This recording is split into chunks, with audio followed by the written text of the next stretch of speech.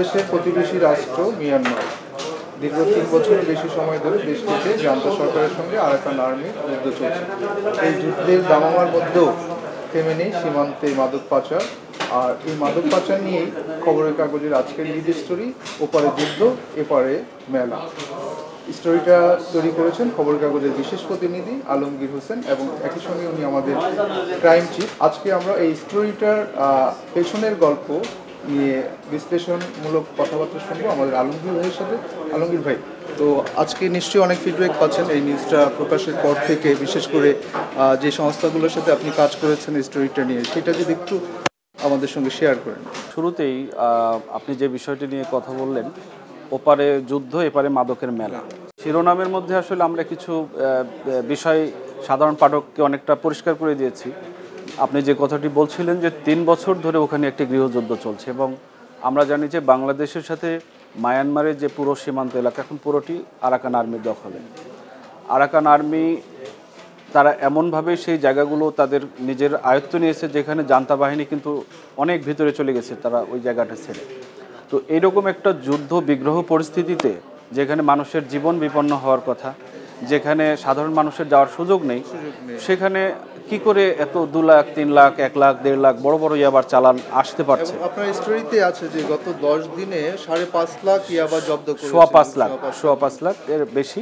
আমরা আসলে এই পয়েন্টগুলোই দেখিয়ে দিয়েছি রিপোর্টের মধ্যে যে ওই পারের এরকম একটি ভয়ঙ্কর পরিস্থিতির মধ্যেও যখন মাত্র 10 দিনে 5.5 লাখ বা 5.5 লাখ ইয়াবা আসতে পারে, তখন এটি কিন্তু আটকের একটি সংখ্যা। তার মানে আটক যেগুলো হয়নি সেগুলোর সংখ্যা কিন্তু আমরা জানি না। এবং এগুলো কথিত থাকে যে যত ইয়াবা পাচার হয়ে আসে তার খুবই অল্প সংখ্যক একটি ধরা পড়ে। এবং আপনি জানেন যে আমাদের সীমান্তে কিন্তু বাংলাদেশের এপারেও border guard Bangladesh, BGB, coastguard, rapid action battalion, police, মাদকদ্রব্য নিয়ন্ত্রণ অধিদপ্তর, অন্তত 5-6টি স্তরে কিন্তু আমাদেরও একটা সেফটি সিকিউরিটির একটি কাজ চলছে। তো এই যে 4-5টি স্তর ওভারকাম করে কি কৌশলে তারা এখানে নিয়ে আসছে, নিশ্চয়ই কোনো জাদুকরি বা জিনভূতের ব্যাপার নাই, সরাসরি নিয়ে আসছে। তো সেই নিয়ে আসার ক্ষেত্রে এখানে একটি ওয়ে কাজ করছে। সেই ওয়েটা হলো আমার রিপোর্টে আমরা যেটি বিশ্লেষণ করার চেষ্টা করেছি। রিপোর্ট করার স্বার্থে আমি বেশ কিছু গোয়েন্দা সংস্থা তাদের সাথে কথা বলেছি, এমনকি টেকনাফে আমার বেশ কিছু নির্ভরযোগ্য সোর্স আছে স্থানীয়, তাদের সঙ্গে আমি কথা বলেছি। যে বিষয়টি এখন খুবই মর্মদায়ক, যেটি আরাকান আর্মিরও এক শ্রেণীর সদস্য বা যোদ্ধা যারা আছে তারা এই ইয়াবার চালান বাংলাদেশে প্রবেশের ক্ষেত্রে যথেষ্ট সরাসরি প্রত্যক্ষভাবে ভূমিকা রাখছে, এরকম একটি তথ্য আমরা ওখান থেকে পেয়েছি। এবং ওখানে আসার পরে নাপ নদীটা আমাদের বাংলাদেশের যে সীমান্তের মূল এখন বর্ডার, ওখানে কাঁটাতারে বেড়া দেওয়ার সুযোগ নেই। খুব স্বাভাবিকভাবে এই নাপ নদ দিয়ে খুবই সুকৌশলে আপনি এক ধরনের পাইপ দিয়ে তারা ডুবুরির সিস্টেম করে নিয়ে আসছে। আরেকটি বিস্ফোরা সেটি হচ্ছে আমাদের বাংলাদেশের জন্য এই যে মায়ানমারের বাস্তুচ্যুত রোহিঙ্গার অধ্যুষিত উখিয়া, টেকনাফ এই অঞ্চলে এই ইয়াবা বহনের যে ক্যারিয়ার আমরা বলছি, এই ক্যারিয়ারদের মধ্যে তাদের সংখ্যাটাই সবচেয়ে বেশি।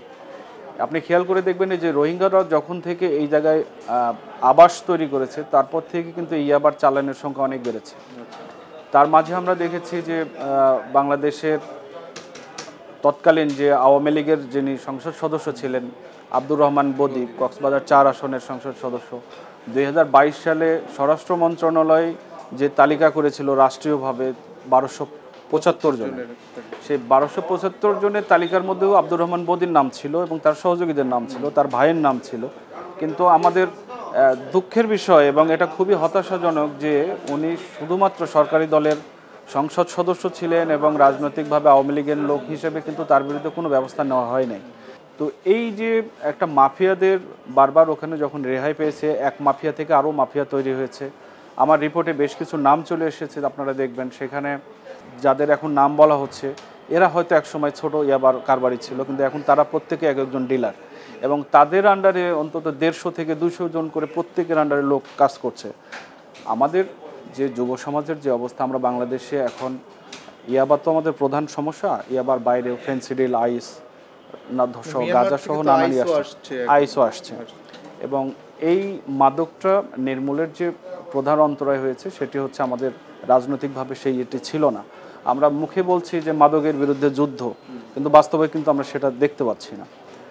এর মাঝে আমরা যতটুকুই আউটপুট দেখতে পাই, এটা আমাদের বাংলাদেশের আইন শৃঙ্খলা বাহিনী, গোয়েন্দা সংস্থা, তাদের অ্যাক্টিভিটিসের কারণে হয়তো আমরা বেশ কিছু দেখতে পাচ্ছি, রিকভারি দেখতে পাচ্ছি, কিন্তু আমাদের চোখের অদৃশ্যভাবে যেগুলো আরও হাজার হাজার হয়তো কোটি কোটি আবার ঢুকছে, সেটা আমরা দেখতে পাচ্ছি না। তো এই জায়গাটাই আমাদের এখন একটা উদ্বেগের এবং চরম বিপদের কারণ রয়ে গেছে। কারণ আমাদের এই যুব সমাজ যদি ধ্বংস হয়ে যায়, আলটিমেটলি আমরা যতই উন্নয়ন করি, যত কিছুই করি, সেটি কিন্তু সাস্টেনেবল হবে। একই সঙ্গে আপনি একটু অ্যাড করি আপনার সাথে, যে বছরে প্রায় 5,000 কোটি টাকা পাচার হয় মাদক বিজনেসের কারণে। এটাও তো একটা বড় ক্ষতি আমাদের অর্থনীতি, যদি বলি সেই ক্ষেত্রেও একটা ক্ষতি। অবশ্যই, এবং আমরা কিন্তু যেটি কাজ করতে গিয়ে জানি যে ইয়াবার চালানগুলো কিন্তু এইভাবে হয় যে বাংলাদেশ থেকে হয়তো কোনো পণ্য অথবা টাকা ওখানে পাঠানো হচ্ছে ওদের ডিলারদের কাছে, ওরা বিনিময়ে ইয়াবা পাঠাচ্ছে। তো এইভাবেও কিন্তু এক ধরনের মানি লন্ডারিং হচ্ছে, এবং আমাদের দেশের যে শস্য, ফসল, সম্পদ, নানা কিছুর একটা বিনিময় প্রথা মতো আর কি। আমাদের এখান থেকে গরু যাচ্ছে, অথবা আমাদের এখান থেকে সার, বীজ, নানান রকম পণ্য যাচ্ছে, তার বিনিময়ে তারা ইয়াবা দিচ্ছে। মানে ওই দেশে আমরা জানি যে জান্তা সরকারও যখন ক্ষমতায় ছিল, বা তারা ওইভাবে আছে, বাট আরাকান আর্মির আগেও যখন তাদের সীমান্তে নিয়ন্ত্রণ ছিল, তখন জান্তা সরকারের সেনাবাহিনীর কর্মকর্তা বা ওই গভর্নমেন্টেরও লোকজন এই ইয়াবা পাচারে বা ইয়াবা কারখানা পরিচালনার ক্ষেত্রে সরাসরি যুক্ত ছিল, এরকম কথা কিন্তু আমরা হরহামেশাই শুনেছি। এবং সেটি আমাদের রাষ্ট্রীয় যেসব সংস্থা ছিল তারাও বারবার বলেছে যে তাদের সঙ্গে তাদের ইয়াবা কারখানা সরানোর জন্য বলা হচ্ছে। অর্থাৎ মায়ানমার এবং তাদের রাষ্ট্র পরিচালনার সাথে যারা জড়িত, তারা কিন্তু আর্থিকভাবে বেনিফিট হওয়ার জন্য তারা এটাকে একটা শিল্পর মতো করে তারা এটা চাষাবাদ করছে। কিন্তু এটা আমাদের জায়গা থেকে যদি একটু স্ট্রং অবস্থা না হয়, তাহলে এটা আমাদের জন্য ভবিষ্যতে আরও বেশি বিপদের কারণ। আচ্ছা আলমগীর ভাই, তাহলে যদি এই বিপদের কথা যেহেতু বললেন, তো আমরা জানি যে আমাদের মাদক অধিদপ্তর নামে একটি বিভাগ আছে, তাদের কাজ আসলে কি, তারা কি নিয়ন্ত্রণ করেন, মাদক নিয়ন্ত্রণ? আসলে আমাদের যে মাদক দ্রব্য অধিদপ্তর আছে, যেটা ডিএনসি বলা হয় সংক্ষেপে, ডিএনসির অনেকগুলো কাজ আছে। তাদের কাজের মধ্যে মাদক নিয়ন্ত্রণ করা একটা কাজ, তারপরে তাদের মাদক নিরোধ একটা আছে, চিকিৎসা আছে, তো লাইসেন্স দিতে হয় তাদের মদের যেসব থাকে, বার থাকে, বিভিন্ন রকমের তাদের কাজ আছে। তো এর মধ্যে একটা পার্ট হচ্ছে তাদের অপারেশনাল কাজ। অপারেশনাল কাজে মাদক আসলে আগে ঠুটো জগন্নাথ আমরা বলবো ছিলই, এখনও যে খুব বেশি করেছে এটাও বলার কোনো কারণ নেই। আজকে মাদকের অতিরিক্ত মহাপরিচালক, ওনার নাম মোহাম্মদ ইউসুফ সম্ভবত, উনি ব্রিফিং করলেন, এবং ব্রিফিং করে কিন্তু উনি অকপটে স্বীকার করলেন যে গত আমলে, আমি বলতে চাচ্ছি 5 আগস্টের আগের ইতিহাসের কথা, সেই সময়ে তাদের হাত পা বাঁধা ছিল। উনি একদম অকপটে বলছে যে আমাদের হাত পা বাঁধা ছিল, যে কারণে আমরা বদির বিরুদ্ধে ব্যবস্থা নিতে পারিনি। তো তার মানে একটা রাষ্ট্রীয় সংস্থা প্রতিষ্ঠান মানে থেকে আর না থেকে তো একই কথা। সেভাবে আসলে আমাদের এখানে কাজ হয়নি, এবং দেখানোর মতো কাজ হয়নি যে তাদের কারণে মাদক নির্মূল হয়েছে, নিয়ন্ত্রণ হয়েছে, এরকম হয়নি। তবে আমরা আশা করতে পারি যে আগে কিন্তু তাদেরও একটা সীমাবদ্ধতা ছিল, যেটি বলা উচিত যে মাদকদ্রব্য নিয়ন্ত্রণ অধিদপ্তর যখন মাদকের অভিযান করতে যাচ্ছে, খালি হাতে যাচ্ছে। খালি হাতে কাকে ধরতে যাচ্ছে? অস্ত্রধারী একজন মাদক কারবারিকে। তো এই জায়গাগুলোও এখন আলোচনা এবং এখন বিবেচনার সময় এসেছে। যদি কারো সত্যিকারের আন্তরিক ইচ্ছা থাকে, তাহলে মাদক নির্মূল করা সম্ভব, কিন্তু এখানে আসলে ভেতরে ইচ্ছা থাকতে হবে। আর এখানে প্রচুর কাঁচা টাকা, আমরা যেটা বলি কাঁচা টাকার ব্যবসা, এখানে বোথ পার্টির একটা ইনকামের ব্যাপার থাকে, সোর্স থাকে। সেই কারণে টাকার এই লোভ সামলানো বা টাকাকে নিয়ন্ত্রণ করা মানে ইয়াবাকে নিয়ন্ত্রণ করা, এই জায়গাটি মানে নৈতিকভাবেও আমাদের একটু বোধশক্তি নিয়ে আসতে হবে। সেই সঙ্গে রাষ্ট্রের যে সকল সংস্থা আছে, পুলিশ, র্যাব, তারপরে আপনার মাদকদ্রব্য অধিদপ্তর, বিজিবি, তারা কাজ করছে ঠিক আছে, বাট এটাকে আমার মনে হয় যে একেবারে জিরো টলারেন্স বলতেই যেটা বোঝায়, জিরো টলারেন্স নিয়েই যদি কাজ করতে পারে, আমার মনে হয় যে সেক্ষেত্রে মাদকের আরও বেশি প্রতিরোধ করা সম্ভব হবে, এবং আমাদের যুব সমাজ কিছুটা হলেও রক্ষা পাবে বলে মনে করি।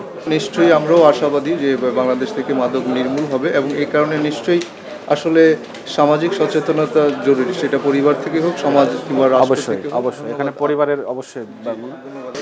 ধন্যবাদ পাঠক, আমাদের সঙ্গেই থাকুন, খবরের কাগজের সঙ্গে থাকুন। আমরা আগামী দিন নিশ্চয়ই আবার নতুন কোনো বিষয় নিয়ে আপনাদের সামনে হাজির হব।